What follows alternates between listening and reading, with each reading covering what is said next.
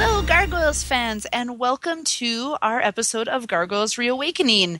It has been a while, and we've missed you, but we are back, and we have some great things planned. For those of you just tuning in or who need a reminder because we've been away for a while, my name is Lisa, also known as Talia Levid, and I am joined by Karel, also known as Kodalea. Hello, everyone. Hello. We've, Hello. like I said, we've really missed you, but we've taken this time to kind of re-strategize and come up with some new processes on how we do things. So we really hope you enjoy what we have in store. As always, you can reach us on our different channels, and we'll get into that in a little bit. To start, I think we'll just talk about some news. Great news. Yeah. All right, and I think what we'll do is we'll go into our news right away before we start our roar. We have a lot of great news. In addition to us being back, it sounds like Reign of the Ghosts has finally completed their project. Thank you again to everyone who made this project happen. It totally became a reality. I think it became bigger than anyone expected. And kudos to the fans for making that happen. In case you haven't checked your emails lately, start checking them because they have been distributing all of the items that when you made your donation, a certain amount equaled certain goodies that you received. And I've started to receive many of mine. It came in one big email. There was a map of the ghosts, and I think that's what you were saying too. You received that, Carell? Yeah, I received it too. Yeah. Yep. And then there was the script and the audio play, right? Yeah, and I had some artworks as well. Yeah. Yep. And the artworks, exactly, by Christopher Jones and other talented And artists. it was Kano Tomita or something like that. Mm-hmm. Yeah. It was the one who actually designed the character that Greg Weisman showed us, at the Convergence. Convergence. Yeah. Mm-hmm. I know, and I feel really embarrassed that I can't find my email with the name. I had it. I had it under the eye. Let me check. Say it was in music. Right out to go. So yes, it is. Yeah, Kuni Tomita and Frank what? Frank Guthrie. Frank Guthrie. Okay. Yeah. Excellent. So, yeah, everybody should have received those. I do not have them on this specific computer, but I know I have them on my computer upstairs because I downloaded them. In addition, I ordered one of the CD sets, and I haven't seen too much regarding that, but I'm assuming they are still in the works. There was an email, I think, a couple of weeks ago. Let me pull that up really quick. Yep, so a little over a month ago, but I know that that is in works too. So everybody check your mailboxes. Supposedly they'll be coming in the next few months, I would imagine. But yeah, it's really exciting. It's been all over Facebook. I've seen lots of shout outs for it, and I can't wait. I can't wait, honestly. Definitely. Some different news, I think more along the lines with what we're going to be doing. Due to some suggestions, we decided to start doing reviews of the episodes. We felt that Awakening had been done quite a bit, so we're actually starting with Thrill of the Hunt. Now, if there's a huge demand for the five-parter, we'll go back and do it, but we thought, hey, new year, we'll just start with something a little smaller to tackle, and we will go from there. And we hope you enjoy it. And in addition, at the end of our roar, another suggestion we had was to start doing a little bit of trivia just to keep people interested. Now, we've had different suggestions about where to place the trivia, if we should do it at the beginning or at the end. And we're going to toy with both. So, whichever we feel is more successful or whatever we feel people prefer, gets us the most feedback, that's what we'll stick with. But today we're going to put it at the end of the roar. So after Thrill of the Hunt, stick around and we'll put a couple little trivia pieces in there. Really, it's not for prize, it's just for personal knowledge so you can test your gargoyle brains because we're not licensed to give out prizes. So you just get to be the greatest gargoyle fan ever, which we already know you are. That's all we have for you. And maybe if you have other suggestions about what you want to hear, or maybe if you want us to put the trivia at the beginning of the episode or at the end, just give us a shout or anything that just so we know what you think about what we are doing. That's, we always love to have some feedback and just to Mhm. see if what we are doing are good for you too. So Yeah, I definitely agree. And you can reach us on those different channels. We're on Facebook, we're on DeviantArt, we're on Tumblr, we are on Twitter, believe it or not. And and then we do have our email as well, which we post all of the links on our website. Which go ahead. I'm sorry, I didn't want to cut you off. yeah, I was saying that we also have our website, and everything is listed on the website. Every links of every platform, every social media is in there. So Mm-hmm. yeah, Absolutely. and it's gargoylesreawakening.com. Easy. Yes, yep, we made it easy. I guess that's something else I should mention. On Twitter, there was a poll. So here's what it is, and I don't know if this is maybe something that will realistically Oh happen, yes, you're but right. we know the power of fans and we know the power of our voices.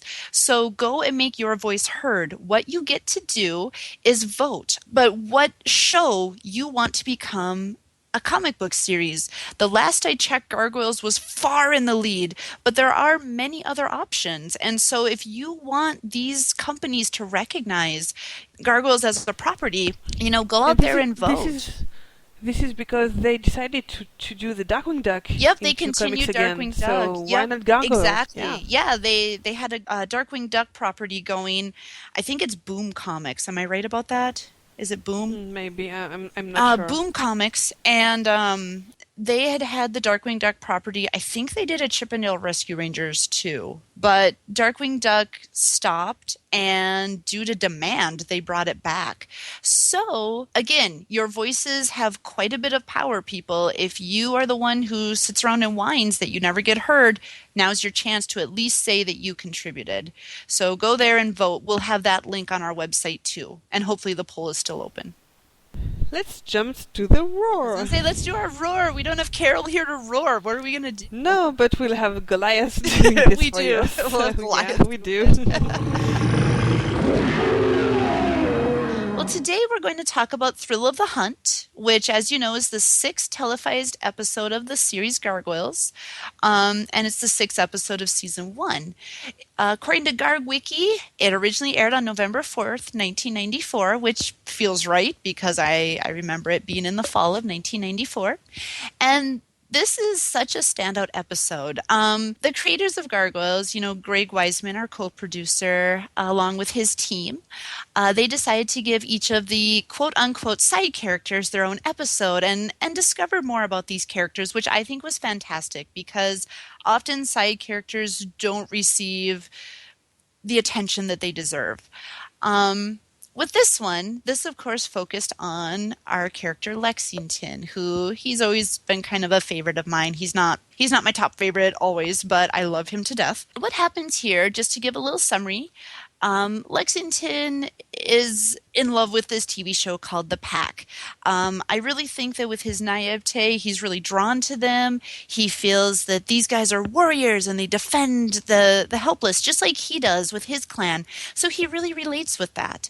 And it just doesn't turn out for him in the end. We'll start with a little bit of a summary of the plot. I think that's the best way to go. Otherwise, I jump ahead of myself. So we'll just do it very quickly. To open the episode, you see the clan awakening, and Elise is there waiting, of course. Everybody rushes to go watch the television. They've become obsessed with this TV show like The Pack, which I don't know. I think the best way to describe it, it's like wrestling and American Gladiator and Power Rangers and just 90s cheese all wrapped into one. But of course, kids are drawn to it. It's a huge success. And the characters really relate to the pack. They relate to the five members of the pack because they see them as these defenders and they're always fighting evil ninjas. So while Elisa and Goliath are talking, which we'll get back to later, that kind of brings in some continuity that was established. The four of them, Hudson, Broadway, Lexington, Brooklyn, and Bronx, of course, I guess five, are watching this TV show. And they see an advertisement that the Pack are going to be at Pack Media Studios for one night only. So they decide to go. And what happens after the show is Lexington introduces himself. He takes a real chance that these warriors are really going to relate to what he sets out to do too. Um, Because yeah, in his head, like it works with Goliath and Eliza, so why not the pack after all? exactly, exactly. He sees the relationship that's been established between Goliath and Elisa, and to him, that means that there are other people out there. Which, truthfully, I think that will bring up one of the most poignant lines in the entire series, which I'll get into. He he stays out with the pack until quite late. I mean, it's almost sunrise and he hasn't returned. And when he finally does, he does announce that he befriended the pack. He made new allies. Goliath isn't happy about this. Lexington argues that, he's not stupid. He didn't tell them where they lived. He didn't tell the pack that they turned to stone. But Goliath is still very stubborn. Lexington points out Goliath did befriend Elisa, and Goliath feels they are completely different situations. So the sun comes up. The argument is not quite over yet. The next night, Lexington picks it up, which I think is very brave of him. I mean, you don't see him always as the strongest character, but he's got exactly what it takes to be a gargoyle. He's not afraid to stand up for what he believes in either. But he wants to know why it's all right to befriend Elisa, not the pack. They fight for the same cause, according to him. And he reminds Goliath that if they don't search for these kindred spirits, they're always going to be alone. And in the world that they're currently in, I think that's just heartbreaking to Lexington. He doesn't know really the future of the clan. None of them do. And he doesn't know if they're ever going to find these people who understand them and who know that they're good. And so Goliath agrees. The two of them go to Pack Media Studios, where instantly they know something's not right. Now, something I didn't mention previously, and I should have, but I was getting to it. The pack already knew about Goliath. They had been sent some mysterious mail, and to them, it was more than just a fan meeting. Of course, they needed a challenge. They were looking for something to really try and think of the correct phrase I want here. Like they were getting bored, Yeah, and they wanted a real challenge. exactly. Like I was looking for something at Grandor, but frankly, they were bored. They were bored. They wanted something to do. Dingo puts it as, flabby as he is, he wouldn't stand a week in a Central American war. So there's more to these characters than what met the eye originally. Goliath and Lexington arrive at the studio, and it is completely dark. Goliath is skeptical, and suddenly they're under attack. Unfortunately, it confirmed Goliath's suspicions that they had been tricked. Lexington is crushed. But the two of them, always ready for the attack, they fight. I don't want to do a play by play of the fight, but I do want to mention you're always on the point of view of the hunted necessarily. Does that make sense? You're always the one being hunted. So at this time, you always feel that desperation that Goliath and Lexington have to get away, to survive. These five pack members, they're trained killers, and they are out for the hunt. Yeah, they're predators. They're predators, and you always feel that desperation to get away, to survive. During a brief moment, they're able to glide to a rooftop where they take a rest. Lexington is so furious, he unleashes his frustration. He's upset that they betrayed him. He calls them nothing more than animals, and Goliath makes a great point. Goliath feels they're worse. They're not animals because they hunt for sport, not for food. And Lexington, at that moment, vows to never trust anyone again. I really think that people understand how he's feeling. I mean, he put himself out there, tried to make a new friend, and it backfired. At that point, Goliath, hears that the pack has caught up with them. He's able to get Lexington out of the way, and the fight begins all over again.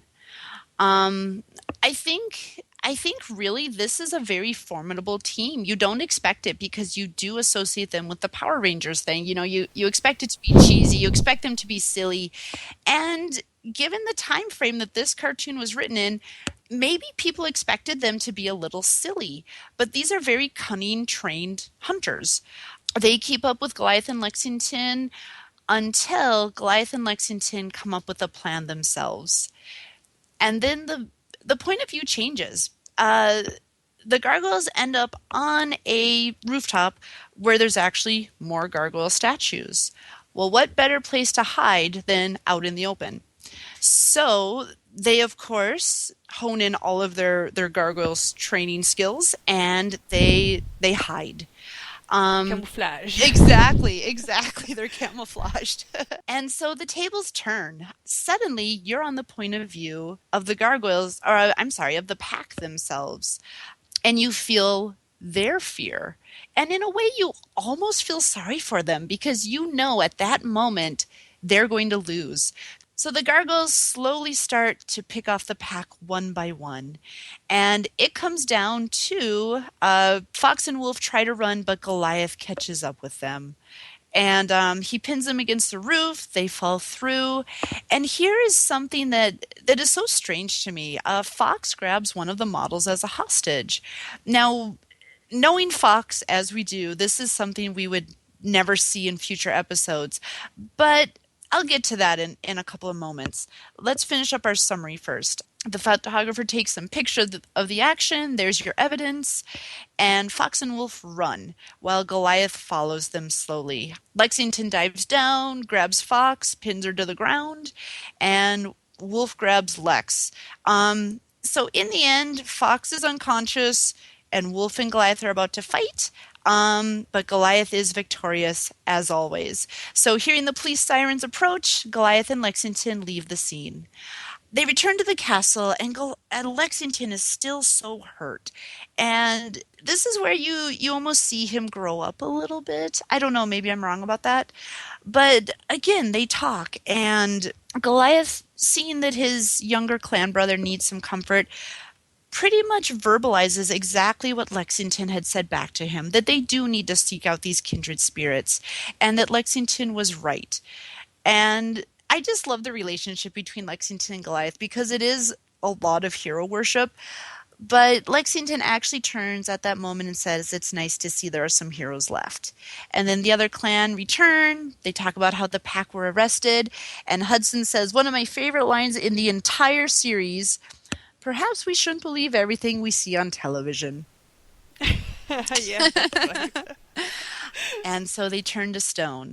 Last but not least, you see Xanatos still in prison, and Owen tells him how the plan failed.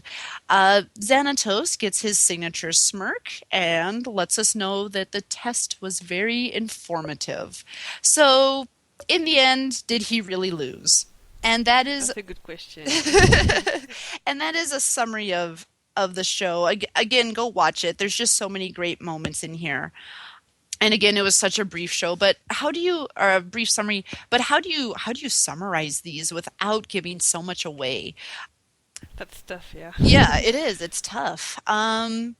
Overall, this was such a wonderful episode. There were some great quotes in here, fantastic scenes, and some continuity was actually established too. For example, this is the first time where we have Elisa trying to talk Goliath into moving out of the castle. But Goliath is still from that 10th century thinking where he won. He won. The castle is his. Why does he have to leave? And you just see this going on throughout quite a few episodes. But this is the first time that part is established. I don't know if anyone ever caught on to that. I know it's written in the Garg Wiki too, but it was always something that stood out to me. Another thing that was continuous, we do have Xanatos still in prison, which that was unheard of in the 90s. If you saw a bad guy go to prison in one episode, by the next episode, that guy was out scheming as always. But Xanatos is still in prison, and he's going to stay in prison. He's in prison until Enter Macbeth, when he's finally released at the end of the episode. He's really doing his time, Yeah, actually. he's actually serving his time. His money did not buy him out of prison. He has to pay or atone. Well, I shouldn't say atone. Does he ever atone? He has to pay for what he did. And his sentence has to be carried out. But that doesn't, put him outside of the chessboard. No. It puts him just in the center of it. It doesn't mean that he's outside and he can't do anything at all. But being in prison isn't putting him. Yeah, it's not slowing him down by any means. Yeah. If nothing else, it probably gives him more time to to plan, To think, right? to plot. To plot. Probably gave him way more time. Those business meetings just didn't have to happen anymore. So he had lots of time on his hands. Some further continuity, Fox and Wolf are sent to prison at the end of the episode, and those two remain there until leader of the pack in the second season. So again, there's a lot of things established here. And also continuity or the show in general. This is the episode, of course, where Lexington's animosity begins toward the pack. They will be his arch rivals until the very end. And even in some of the future episodes, even in the comics, Lex is still a little skeptical about Fox. He never fully trusts her, but he loves Alex, which at this point, that's not a spoiler alert. If you guys don't know who Alex is, shame on you. Uh, but yeah, it really sets it up, and it sets it up in such a believable way that Lexington is going to be fighting these people specifically for the continuation of the show. I was really astonished about the stubbornness of Goliath at the beginning. Because we see him as the hero, the man who thinks about everything and maybe overthink, but there are sometimes that is just stubborn as a donkey. Right? Like really, really, really stubborn, and this is one of his moments that is like one of his flaws are Yeah. on the surface. Yes, one of his flaws is that stubbornness. And I agree with you, But like that it is a it's flaw. Oh, but it is also a good thing that even if it's one of his biggest flaws, that is changing, is thinking about it and tries to at the end of the episode, like you said, like he said that maybe I was wrong. He's not afraid to to admit it. to admit it, yes, that he was wrong. Yep. Yeah. Which he And does. that's a great force of the show, actually. Yeah. It is actually. You see this heroic character. Well, and they're all heroic characters, but you're right, the focus is mostly Goliath. And you see this heroic character where he could have dismissed everything Lexington said. And then instead he turns to Lexington and admits it. And he doesn't have to apologize, which I almost felt that was more significant, where Goliath wasn't like, I'm sorry, you were right. He just says, you're right, and he tells Lexington exactly why he's right. So he regained his hero points by doing that. hmm And about the pack, I like the idea that they are not actors. They are really real mercenaries. They are real in disguise. Actually, hmm they are really, because we are used to actors are playing roles, but Yeah. this pack is very tricky because actually they are mercenaries who are playing actors who are playing Mercy. warriors. Yeah, who are So playing that's warriors. really twisted. They were promised fame, money, and action. And they were complaining about the third. Yeah. They needed some action. And another point, we're talking about how stubborn Goliath is, and some of the character points that are made. Their personalities not shift, their personalities develop, and their characters develop through each episode. On the other hand, we have Wolf and Fox and the other pack members. And one thing I did want to point out here is I don't know. I felt like Wolf was almost more of the leader in this episode than in other episodes. I don't know what happened. Maybe when he got upgraded, he just became dumber. But we have Fox almost acting a little irrationally. When I was talking about the hostage situation, that's a very bold move for her to make.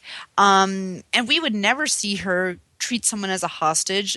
She kicks ass. She's not afraid of people.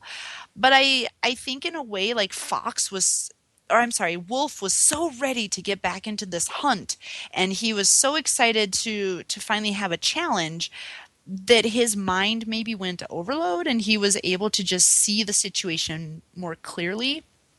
He's the one that when they encountered the fans, he's the one who went into actor mode and was like, "These are dangerous creatures sent by the evil ninjas," and he drags the children to safety, and he convinces the kids to help fight the gargoyles by throwing things. And he's the one who almost has a little more of the hunter mentality, and I think Fox wasn't sure what she was up against, and so it almost made her seem a little irrational at times, which you never see that again, ever. I've never seen her act that way again. But yeah, like the first time I saw this episode, I thought Wolf was possibly the leader, but it still felt like they were taking orders from Fox. I don't know.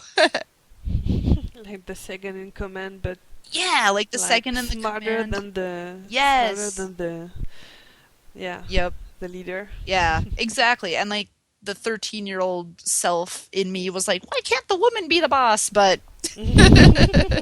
again, the 90s.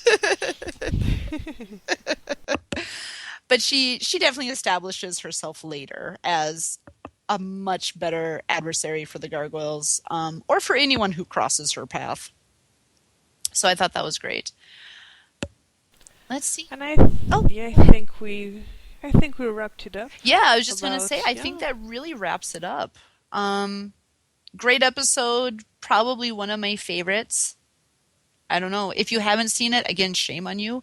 But if you haven't seen it, definitely watch it. You And will. it was a great introduction to the pack Yeah, yeah, it was. also. It was a great introduction to these other characters to see exactly what they're going to be facing as they become citizens of Manhattan. And that's it.